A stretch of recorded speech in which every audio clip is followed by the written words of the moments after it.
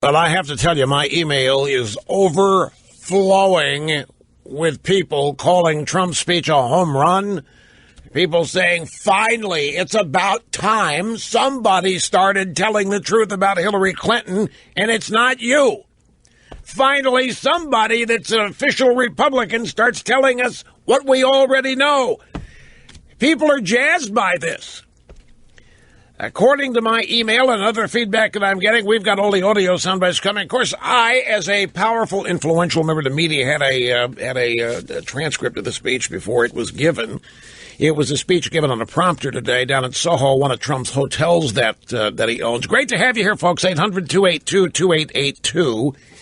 If you want to be on the program, the email address, we check them. Just quoted some, lrushmo@eibnet.com. So Trump basically said things about Hillary Clinton that you just don't hear Republicans saying. You've heard them before. You've heard them on this program, of course. You've probably heard similar things that Trump said in other areas, but you would not hear Mitt Romney say this, for example. You wouldn't hear the Bush family talk this way about Hillary. You just wouldn't hear it. You wouldn't hear fellow establishment types talk about this because it's too close to home for all of them. But Trump can say this stuff as an outsider. He can say this stuff as a non-member of the elite or the establishment. And it's going to be interesting to see this because while everything Trump said about Hillary has been said before by people, and of course we have the Peter Schweitzer book, Clinton Cash, which Trump quoted from extensively. You don't see things like that happen either. It'll be interesting to see how the Clinton camp and the Democrats and the media react to this.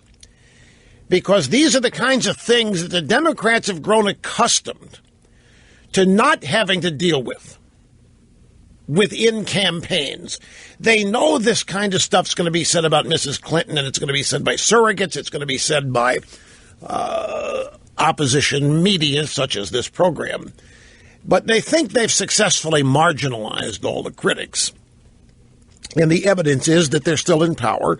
And when they run for office, they win elections. So they don't really worry about this kind of criticism, no matter how correct it is and no matter how specific it is, because they think that they have created and deployed systems to overcome all of these details about their operations being made public. But Trump came out and literally fired both barrels. And I tell you, folks, I think, and he was not yelling and screaming. It was a prompter speech, so it was, quote-unquote, presidential. And I'll also be interested to see if that aspect of this, because it was compared to a normal Trump speech at a Trump rally, it was low-key, but some will say, no, Rush, it was serious, it was studious, it was contemplative, it was thought out, and it was delivered carefully. Trump veered away from the prompter a couple times, and there were a couple times, this is interesting now, and it matters. There were a couple times he misread the prompter. And I watched, okay, how's he going to recover here? He misread the prompter, and he recovered just fine. I don't think you wouldn't have known he misread the prompter if you didn't have the transcript in front of you. Like he'd leave out a preposition, or he'd leave out an adjective in the sentence, would change the entire meaning of the sentence. He caught it. He didn't panic. He didn't turn away from the prompter. Most people that do not have prompter experience, whenever they either screw up themselves or the prompter has something wrong with it, they freeze. They become so dependent on it. And it's even first-time prompter users, people that are accustomed to going out not needing a single note. Like Trump, he doesn't need a single note. He go ahead and say whatever he wants to say for an hour and a half. But you put a prompter in there, and it's going to be naturally constricting to people who don't use it. And the reason why is they all say, we're writing this, you've got to do this, you've got to do this specific. Don't go off into too many tangents. You try to stay glued to this. And some people, they will go off on a tangent, and maybe the prompter operator will not know to pause it there and wait for the guy to get back to that point. Maybe they'll just keep rolling the prompter. By the time the guy looks at it, is totally discombobulated. That didn't happen. This teleprompter, using a prompter and making it look like you're not using one is a skill. It's a talent that has to be developed. And I thought Trump did okay with it. Like I say, he goofed a couple of times, misreading what was on the prompter. The prompter was correct, I think, but it turned out not to be a factor. But he just came out, and you'll hear it coming up in a second. He came out and he said of Hillary Clinton, she is the most corrupt person ever to seek the presidency.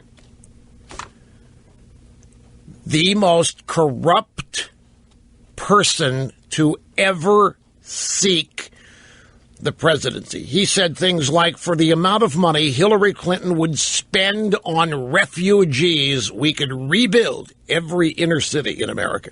He made it clear to anybody watching that Mrs. Clinton's policies, which are an echo of Obama's policies, are going to continue to wreak havoc and damage on America's minorities. These things are just not said.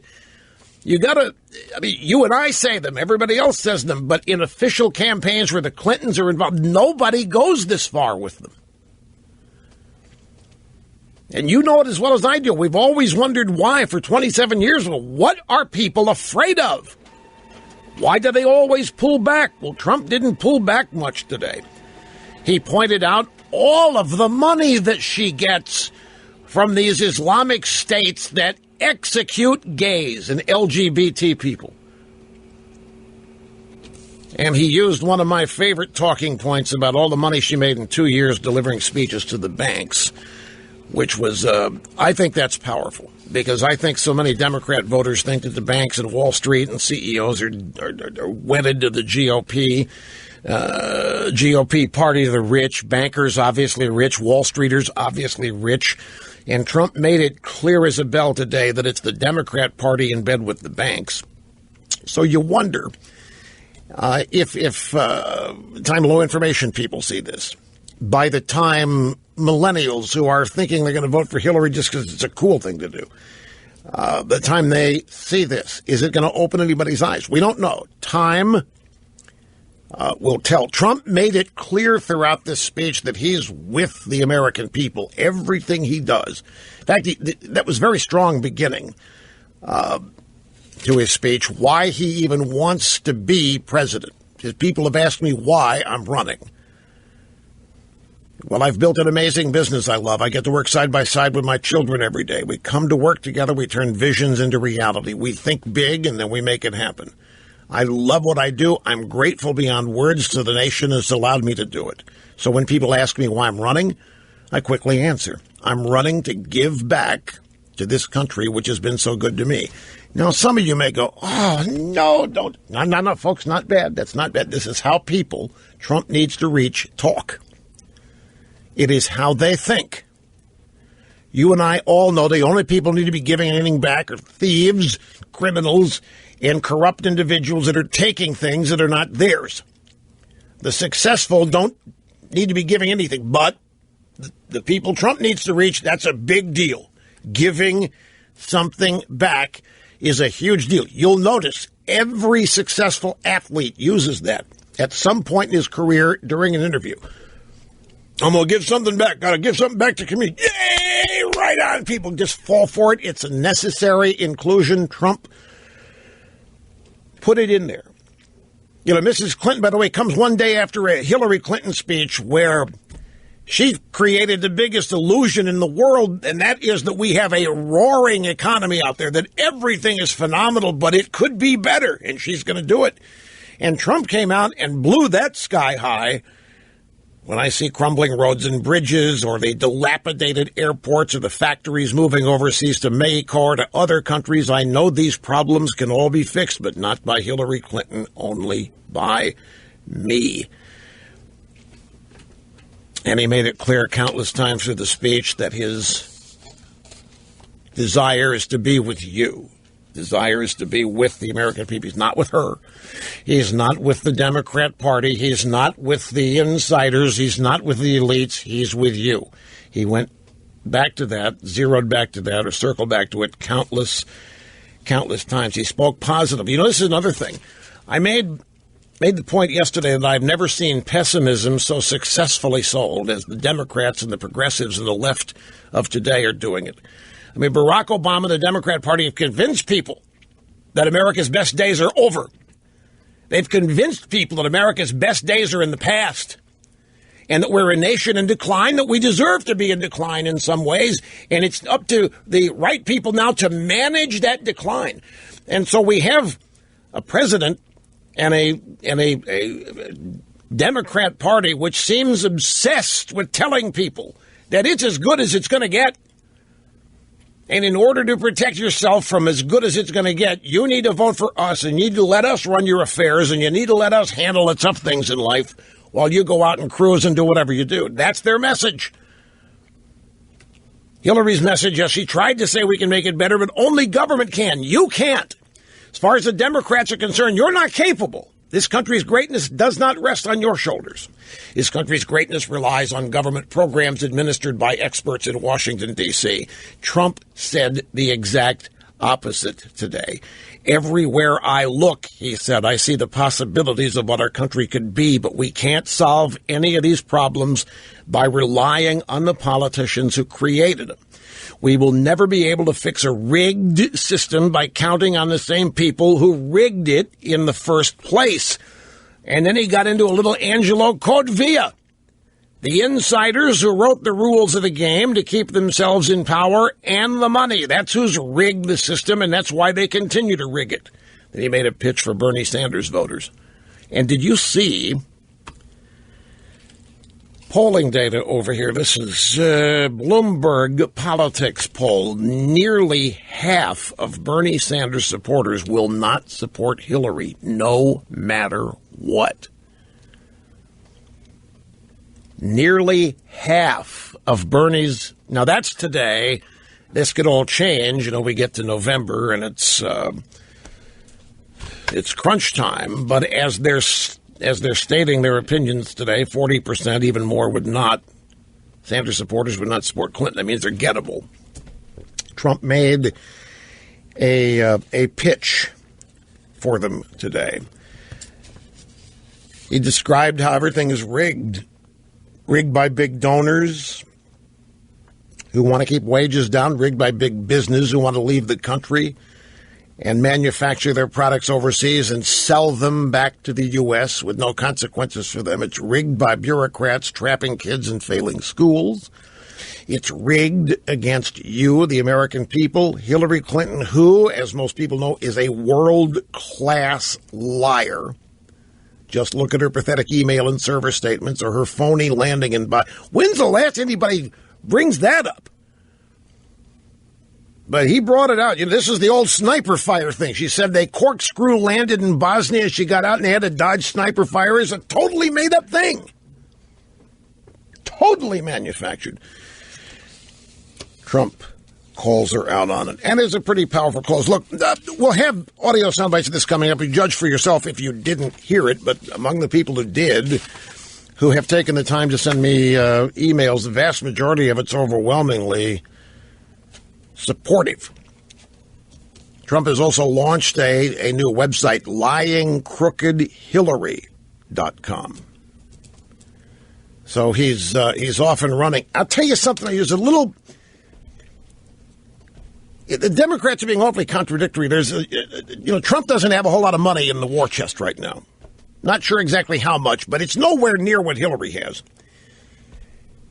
And it's interesting to listen to some of these leftists. You have people out there that constantly, the leftists, like with Citizens United, at Supreme Court case, they're constantly whining and moaning about all the money in politics. They want campaign finance reform, right? They want to get all the money out of politics. They want government money governing campaigns. They want all the money out, they say. But then you look at their coffers and it's overflowing with hundreds of millions of dollars. Here's Trump. He doesn't even have $10 million in the bank, and he's out there running his campaign, not even doing official formal fundraising. And you listen to these Democrats, and they're complaining about, not complaining, they're criticizing that. Well, Trump's not a serious candidate. He's not serious about raising money. He doesn't have a serious campaign staff. He's an amateur. He doesn't know what he's doing. Wait a minute. I thought you guys all said there's too much money in politics.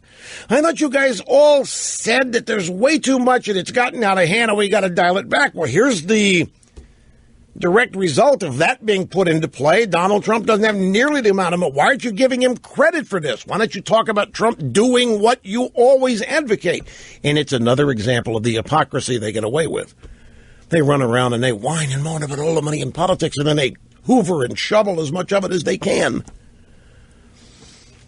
So there are a lot of opportunities here.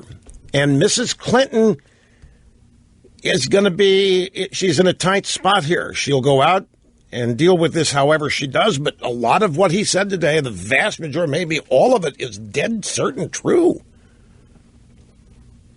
That's what makes it so powerful in a sense. It's not the way he said it, it's just that it's out there on there. It's no longer just in Peter Schweizer's book. It's no longer just Peter Schweizer on radio and TV being interviewed as a guest, promulgating the information. It's now out there. It's officially part of the presidential campaign. And it's not ever gotten to this point with the Clintons being so fully exposed in this venue. We'll see if it matters. Time will tell. Got to take a break.